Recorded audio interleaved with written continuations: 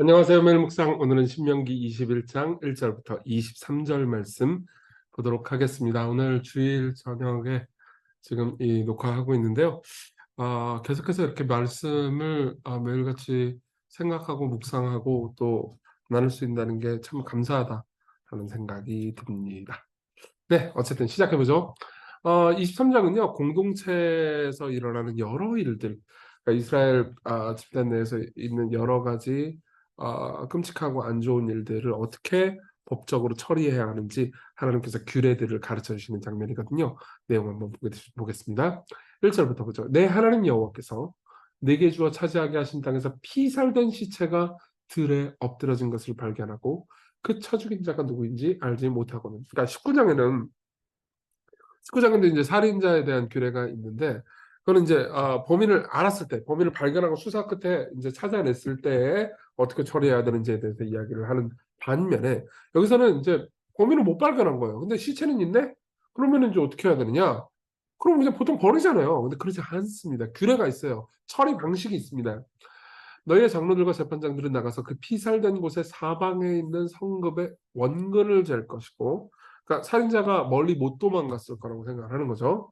그 피살된 곳에서 제일 가까운 성읍의 장로들이 그 성읍에서 아직 부리지 아니하고 멍에를 매지 아니한 암송아지를 취하여 그 성읍의 장로들이 물이 항상 흐르고 갈지도 않고 씨를 뿌린 일도 없는 골짜기로 그 송아지를 끌고 가서 그 송아지에서 그 송아지의 목을 꺾을 것이고, 그러니까 송아지 하나를 내려가서 속죄를 한다는 거죠. 어떤 거에 대한 속죄예요? 그 살인자에 대한 속죄가 아니에요. 레위 자손 제사장들도 그리로 갈지니 그들은 내 하나님 여호와께서 택하사 자기를 섬기게 하시며 또 여호와의 이름으로 축복하게 하신 자라. 모든 소송과 모든 투쟁이 그들의 말대로 판결될 것이라. 그 피살된 곳에서 제일 가까운 성읍의 모든 장로들은 그 골짜기에서 목을 꺾은 암송아지 위에 손을 씻으며 말을 하는 겁니다. 그러니까 누구를 위한 속죄냐? 우리를 위한 속죄예요. 우리 공동체를 위한 속죄라는 거예요. 우리의 손이 피를 흘리지 아니하였고 우리의 눈이 이것을 보지도 못하였나이다. 여호와여, 주께서 속량하신 주의 백성 이스라엘을 용서해 주시고 사하시고 무죄한 피를 주의 백성 이스라엘 중에 머물러 두지 마옵소서 하며 그 피 흘린 죄가 사함을 받으리니 너는 이와 같이 여호와 보시기에 정직한 일을 행하며 무죄한 자의 피 흘린 죄를 너희 중에서 제할지니라. 이렇게 말합니다. 그러니까 우리가 죽은 것도 아니고 우리가 보지도 못했는데 왜 속죄가 필요한가요? 그러니까 죄는요, 개인의 일이 아니라는 이야기를 해주는 겁니다. 죄는 훨씬 더 공동체적인 어떤 일입니다. 이거는 좀 이따 적용할 때 좀 자세히 얘기해 볼게요.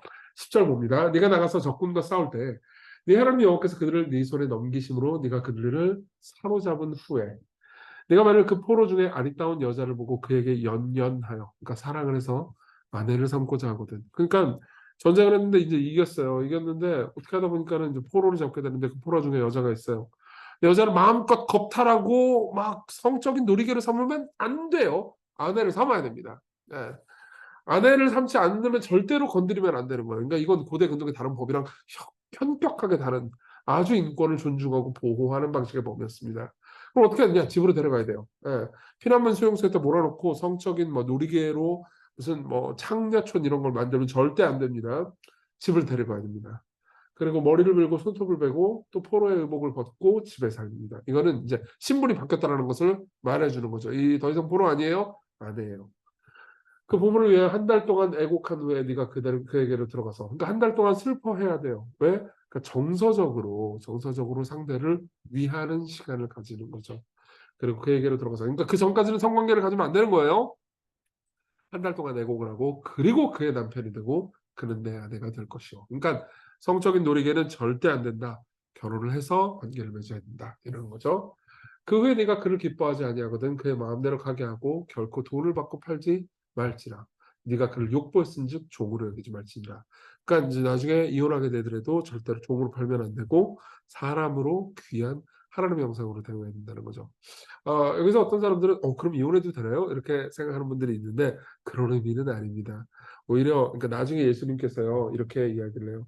너희들이 완악함으로 벌어지는 일에 대해서 하나님께서 모세가 잠시 허용했지만은 이혼은 원래 안 되는 거라고 예수님께서 나중에 말씀해 주셨는데 마태복음 19장에 나옵니다. 그러니까 그걸 염두에 두면은 이런 거죠. 그러니까 일상 가운데서 벌어지는 죄 문제들 그리고 악한 문제들에 대해서 하나님께서, 그러니까 당장 정죄만 하시면 안 되잖아요. 정죄도 정죄지만은 이 일이 벌어진단 말이에요, 이런 나쁜 일들이. 근데 수습을 어떻게 해야 되느냐에 대해서 하나님께서 말씀해 주시는 내용이라고 보시면 되죠. 자, 그리고 또 다른 케이스입니다. 어떤 사람이 두 아내를 두었는데 하나는 사랑을 받고 하나는 미움을 받다가 그 사랑을 받는 자와 미움을 받는 자가 둘 다 아들을 낳았는데 그 미움을 받는 자의 아들이 장자다. 그럴 수 있죠. 예. 여러분 아마 이 야곱과 레아와 라헬 이 사람이 생각났을 겁니다.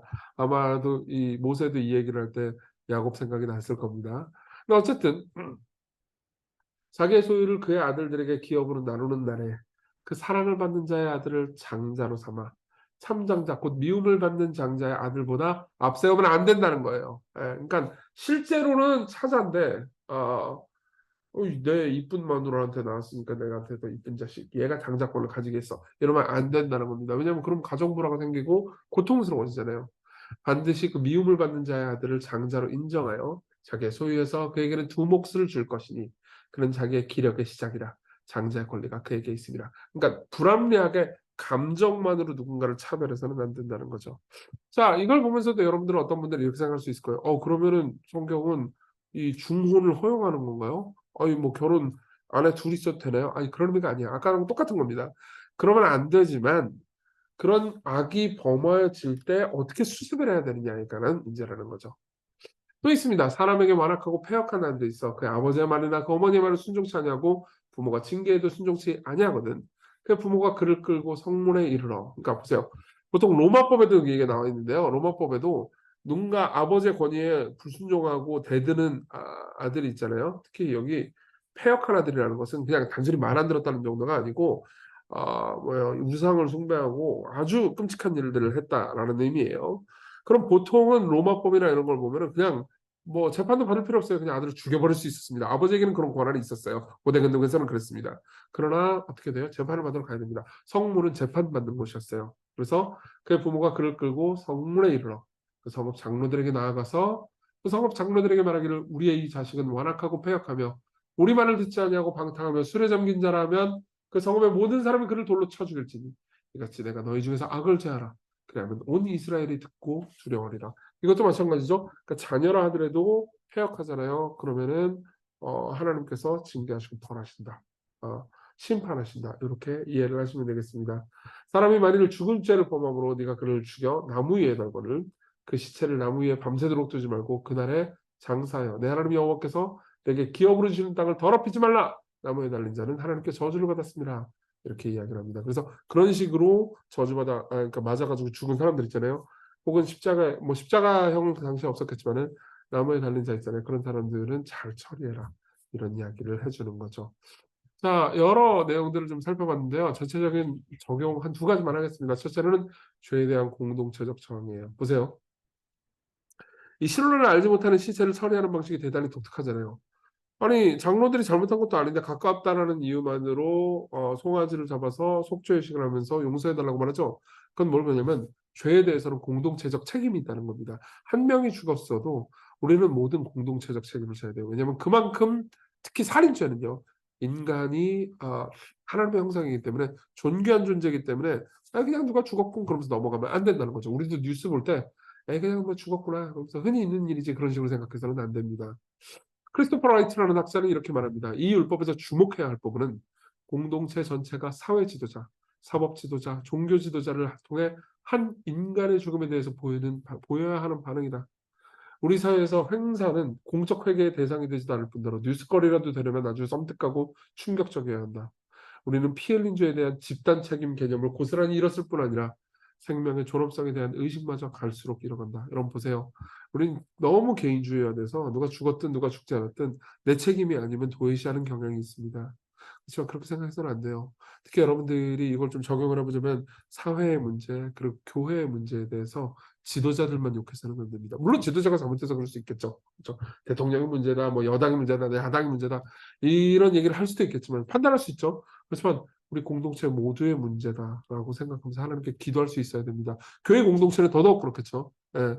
여러분들이 속한 교회 공동체 안에 있잖아요. 그러면 죄가 있을 때, 특별히 누군가의 죄가 있을 때요. 그 사람만 정죄해서는 안 됩니다. 우리 모두의 책임으로 받아들여야 되는 거죠. 이게 공동체 의식입니다. 신명기에 나오요.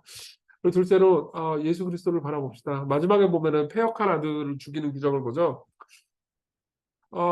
이건 옛날에 제가 했던 설교문의 일부인데요. 읽어드리죠. 구약에 비록 패역한 아들을 주겠다는 기록은 없지만 성부 하나님께서는 성자 하나님을 죽이셨죠. 예, 성자 하나님이 잘못해서 패역해서가 아니고 우리의 죄, 우리의 패역한 죄를 짊어지셨기 때문입니다. 따라서 이 잔인해 보이는 법 이면에도 우리는 그리스도 예수를 보게 돼요.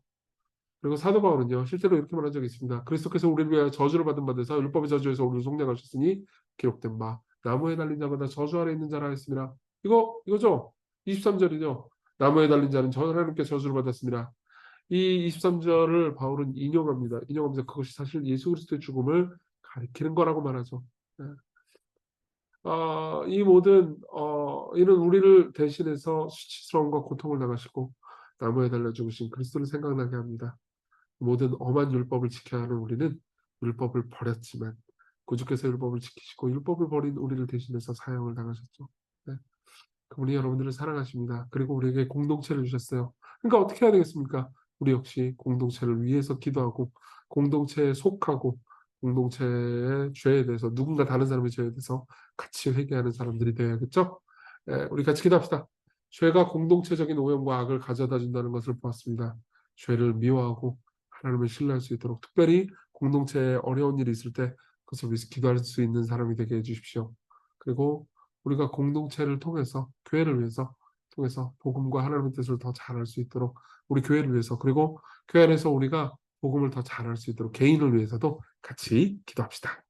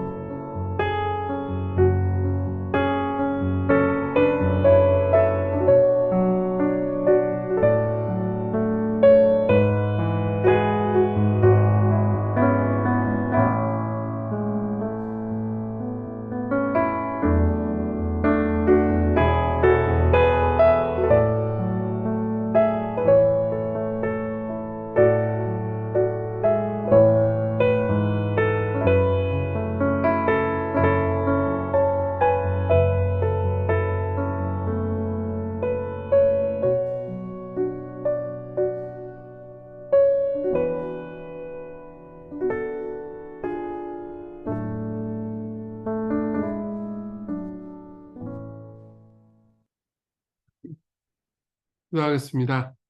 은혜로우신 주님, 우리에게 공동체를 주셔서 감사합니다.